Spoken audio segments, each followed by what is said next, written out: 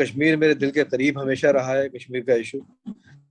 اور جو کشمیریوں کے ساتھ وہاں پر مقبوضہ کشمیر میں جو کچھ ہو رہا ہے اس کے اوپر میں نے بہت کچھ لکھا بھی ہے اور بہت کچھ کہا بھی ہے، اور اس کے اوپر کافی کیمپینز بھی کی ہیں۔ ساری باتیں جو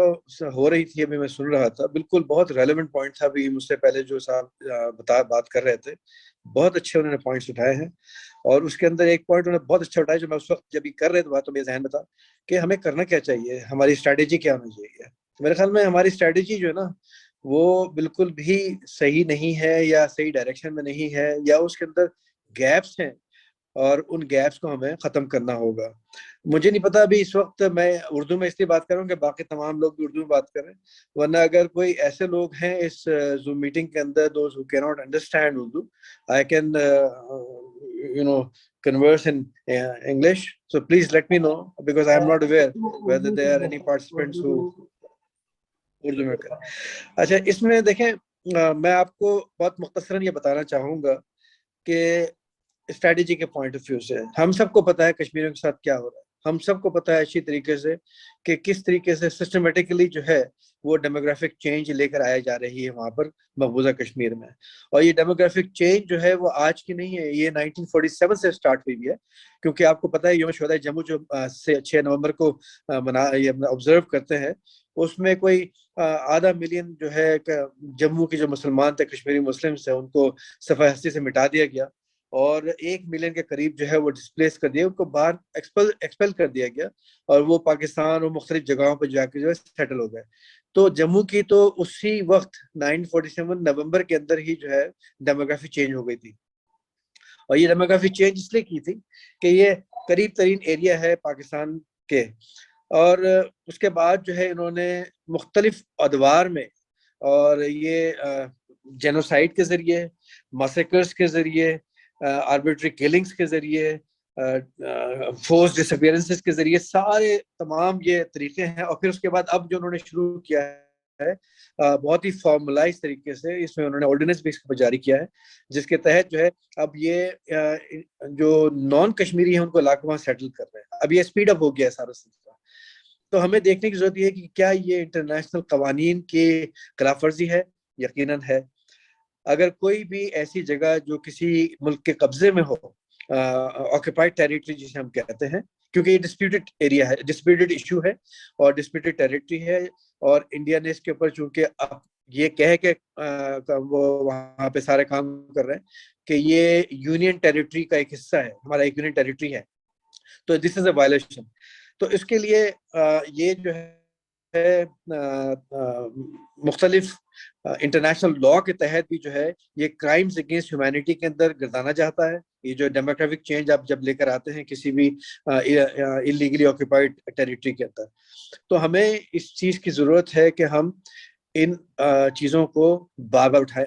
ہم بات ضرور کرتے ہیں لیکن بہت جنرل سینس میں بات کرتے ہیں، ٹھیک ہے، ہمیں اسپیسیفک ہونا پڑے گا، اور اسپیسیفک انڈیا جو ہے اس معاملے میں بہت ہی ویک وکٹ پہ ہے، اور میں حیران ہوں کہ اتنی ویک وکٹ ہونے کے باوجود بھی جو ہے ہم اس کو کارنر نہیں کر پا رہے ہیں۔ ویک وکٹ سے مراد یہ ہے کہ آپ دیکھیں کہ ایک جینوسائڈ کا ایشو ہے، دیکھیں یہ کبھی سیٹل نہیں ہوتا ہے۔ 1947 کا جو جینوسائڈ ہوا ہے اس کے اوپر ہم بار بار بات کر سکتے ہیں، اس کے اوپر ہم مقدمہ ان کے اوپر چلوانے کی بار بار وہ کر سکتے ہیں، ڈیمانڈ کر سکتے ہیں۔ اسی طریقے سے 30 کے قریب میسیکر ہوئے ہیں 1989 سے لے کر اب تک جو ہے، اور ان میسیکر کے اندر جو ہے ہزاروں کے حساب سے، لاکھوں کے حساب سے لوگوں کو ایلیمنیٹ کر دیا، اور آج بھی جو ہے وہ مستقل ہیومن رائٹس کی وائلیشنز ہو رہی ہیں، مستقل وہاں پہ جو ہے فریڈم آف ایکسپریشن کی وائلیشن ہو رہی ہے، فریڈم آف ریلیجس پریکٹس کی وائلیشن ہو رہی ہے۔ ہمیں ضرورت اس بات کی ہے کہ ہم تمام ان چیزوں کو، وہ واقعات کو مستقل کوٹ کریں۔ ماس گریوز دریافت ہوئی، تقریباً 3000 ماس گریوز جو ہیں وہ ملی، اس کے اندر ہزاروں کے تعداد میں جو ہیں وہ لوگ مدفن ہیں، ان نیم ان مارکڈ۔ اب یہ تو انہوں نے یہ پہلے فیس کر دی، ان کو روک دیا جو لوگ اس کو پرسو کر رہے تھے، لیکن انہی لوگوں کے مطابق جو یہ آئی پی ٹی کے ہے، انٹرنیشنل پیپلز ٹرائبونل جو ہے، ان کی رپورٹ ہے اس کے اوپر باقاعدہ، انہوں نے کہا تھا کہ جی تقریباً کوئی 9000، کم از کم 9000 اس طرح کی قبریں ہیں، اجتماعی قبریں ہیں۔ ہم نے اس کے اوپر کچھ کام نہیں کیا، بالکل بھی ہم نے اس چیز کو جو ہے اس چیز کو نہیں اٹھایا ہے. یہ کتنا بڑا ایشو ہے. پھر ہمارے پاس یہ جو لوگ ہاف وڈو کا جو فنومنا ہے ہم اس کے بارے میں بات نہیں کرتے، ٹھیک ہے نا. عورتوں کی تو جو فلائٹ ہے اس کے حوالے سے بات نہیں کرتے. میرا خیال یہ ہے کہ ہم سب کو اس چیز کی ضرورت ہے. میرے پاس کافی ڈیٹا ہے، میں نے کافی اس کے اوپر کام کیا ہے. میں سمجھتا ہوں کہ ہمیں ضرورت اس بات کی ہے کہ ہم کوئی ایک ایسا فورم بنائے، مؤثر قسم کا فورم. وہ فورم جو ہے اس کی آؤٹ ریچ، ہر آدمی جو اس فورم کا حصہ ہو اس کی اپنی جو ہے ایک پوری ڈومین ہونی چاہیے، اس کی اپنی آؤٹ ریچ ہونا ہی چاہیے مختلف این جی اوز کے ساتھ اور مختلف جو ہے سول سوسائٹی کے ممبرس کے ساتھ. اور اسی طریقے سے اگر ہر آدمی کی جو ہے مختلف ڈائریکشنز کے اندر، مختلف کنٹریز کے اندر اور مختلف این جی اوز کے ساتھ، مختلف سول سوسائٹی ممبرس کے ساتھ جو ہے وہ، اور پھر ہم ممبر پارلیمنٹ جو ہے وہ بھی سول سوسائٹی کا حصہ ہوتے ہیں. ہمیں ضرورت اس بات کی ہے کہ ہم اپنی آؤٹ ریچ بڑھائیں اور ہمارے پاس سالڈ ڈیٹا ہونا چاہیے.